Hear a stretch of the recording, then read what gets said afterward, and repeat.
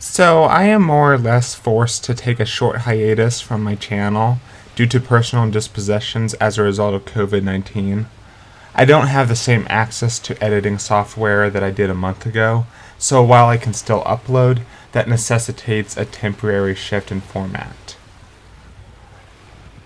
What I can provide now are more casual videos with less attention to editing, though I'll still be writing more conventional projects for the future.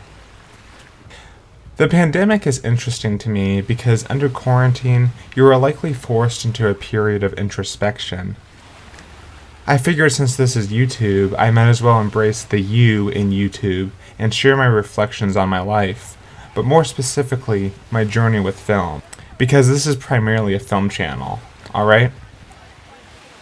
So when I was younger, I had a curious tendency to think cinematically.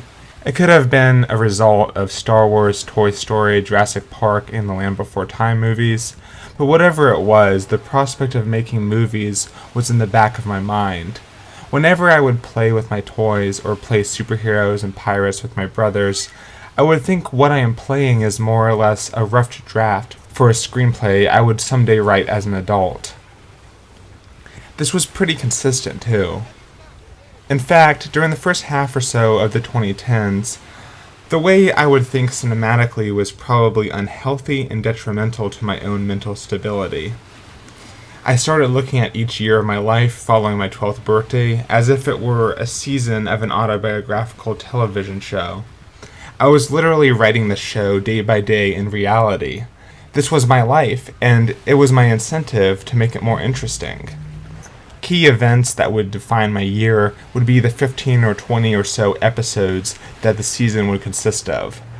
If I wanted to make it worthwhile, I would have to do something big for me by the end of the year. And I was like this for several years. On the plus side, it did make me think more critically, and it made me be able to map out my life and remember things, but it was also detrimental, as my therapist had pointed out.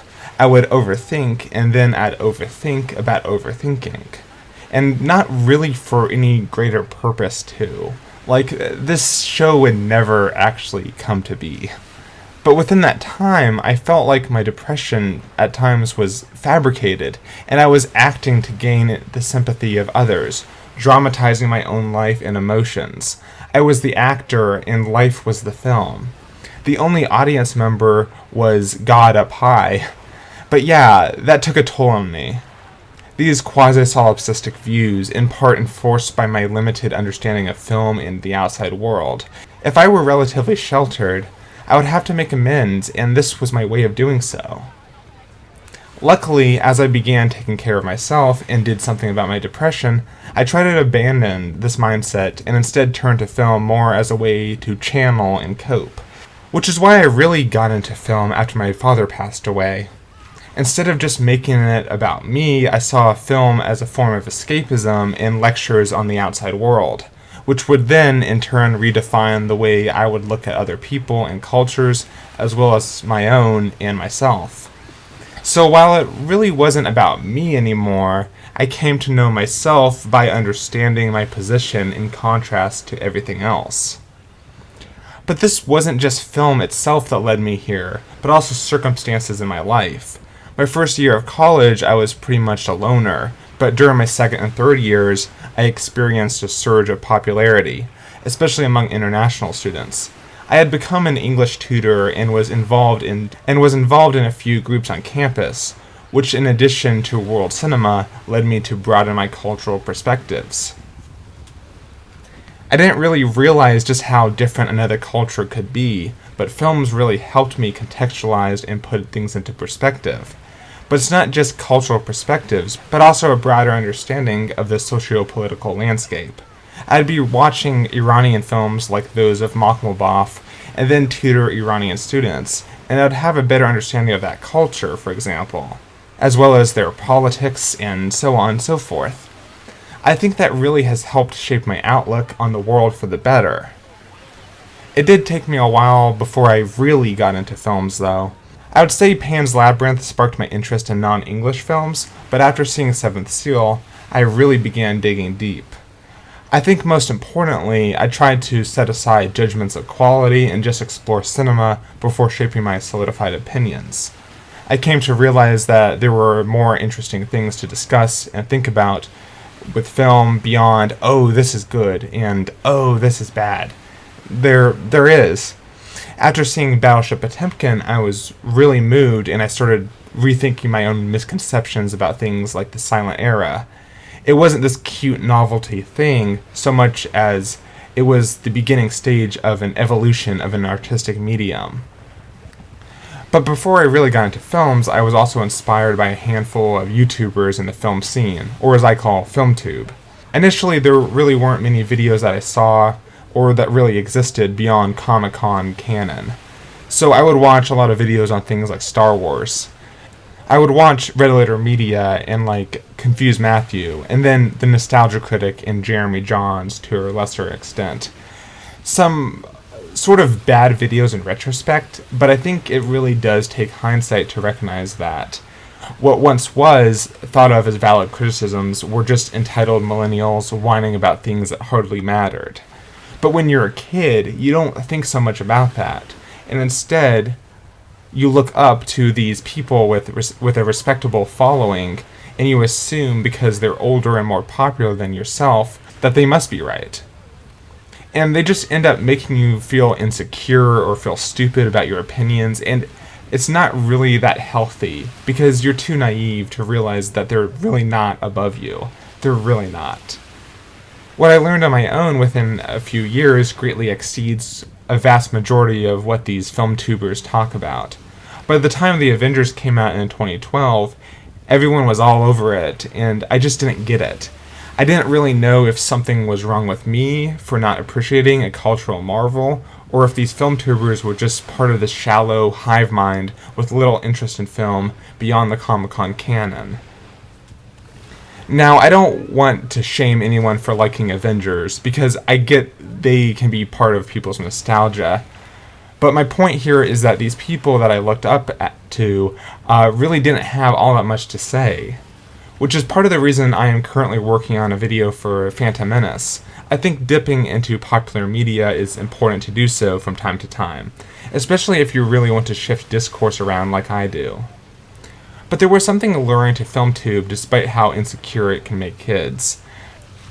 Perhaps video reviews are the natural step in the evolution of film criticism. I mean, it does make sense.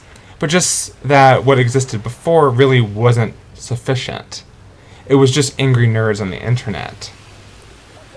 With the proliferation of channels like CinemaSins, I kind of was sickened. But I think the hope for a better future was found in more obscure regions of FilmTube, with channels like 99 Filmo. But as far as the mainstream went, at one point, maybe yourmoviesucks.org was actually one of the better ones, at least at the time. This may come as a surprise considering I've criticized his methods before, but if you really think about it, he was resisting the established mainstream canon, the Comic-Con films, in favor of Cannes Film Festival releases in the Criterion Collection.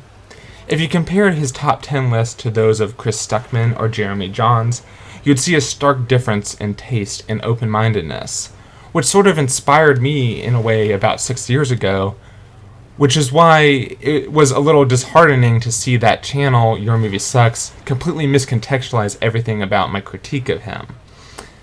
I think in a way, FilmTube is beginning to move forward, past YMS, in favor of something better, even if it is overshadowed by pedantic comic book nonsense. I would only hope that channels like Your Movie Sucks would evolve as the platform itself evolves, but I can't help but think some channels like his have already dug a hole, and they are content within that hole. After getting more into film and recognizing the shortcomings of channels like Red Letter Media and Your Movie Sucks, I hope to bring something new to FilmTube, so I worked towards that for a while, until the right project came my way.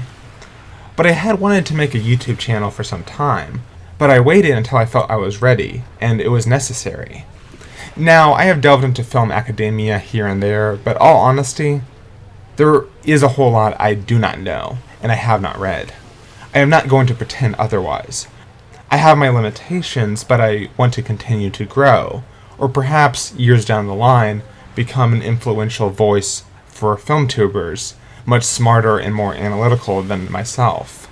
But as long as I am here and I am faced with my own shortcomings and limitations, I want to know from you, where do I stand among the others? Do I stand out? And if not, why not? And if so, how can I do better? The you in YouTube goes both ways, so you tell me, what do you think? And also, what is your story?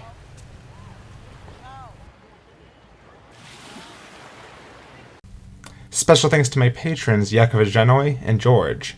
I appreciate you all for watching. I will continue this series by talking more about the videos I have produced so far, and maybe contextualize some overarching thoughts and conversations that I can extrapolate from them. This is Justin, or Jay, you can also call me Jay, with Style as Substance. Bye.